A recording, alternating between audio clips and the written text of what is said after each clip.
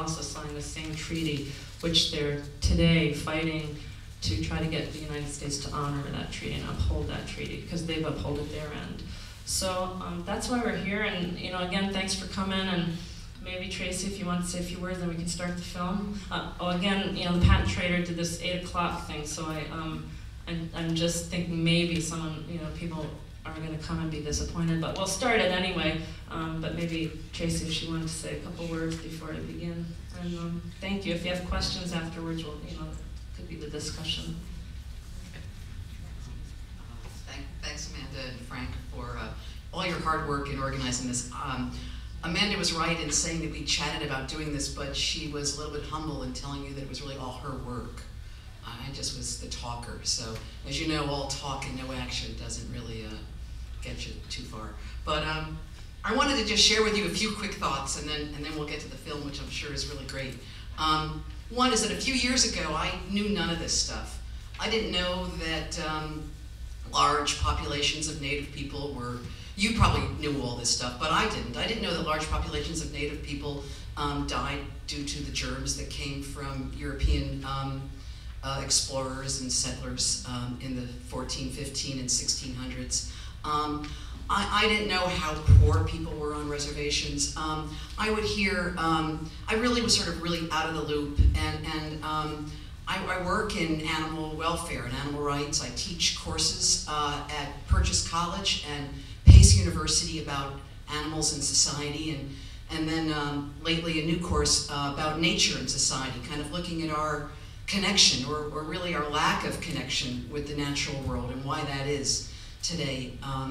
And so I back in, when I was doing a lot of work in animal welfare, I heard, through Amanda, I heard about this huge hog factory on an Indian reservation out in South Dakota, Rosebud Reservation.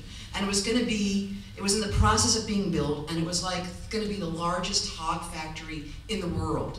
And so needless to say, my antennae went up, and I thought, I got to do something about this. I got to get involved in this. I was working with an animal welfare foundation at the time, and kind of convinced the president of it, to let me go out there and see what I could find out. And so that's the trip that I made with Amanda 3 years ago, and it's changed a lot of, come on in, it's changed a lot of the course of what I feel is important in my slant on things, and that's what I just wanted to really briefly share with you. Because I didn't have any exposure to this stuff. And maybe some of you are sitting there now thinking, well, all this stuff is well and fine, but it's the 21st century, and we got to get with it, and the stuff that we're talking about is really nice and huggy-feely and all that stuff, but it's not really relevant. It's not really relevant to today. And I take, I challenge that assumption. And I say to you that it's extremely urgent. And I just want to share with you why I think that, and that we come from a culture that so much is ingrained to think hierarchically, to think that there is a God above and hell below, and in between everything is stratified, everything has its level, and this comes from Aristotle's great chain of being, that humans are above animals, and animals are above plants, and humans, animals, and plants are above the dirt and the ground and the earth. And so much of, I think, the pickle that we're in today is due to this kind of thinking, and it's high time and without a moment too soon to change that. And I think that indigenous people and their ways is a way to do that.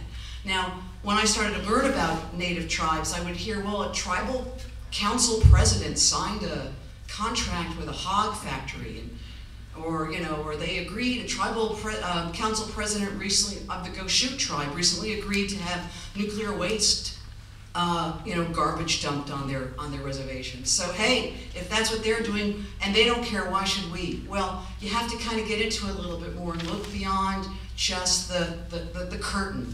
And you have to go behind the curtain and see that tribal council governments are puppet governments put in place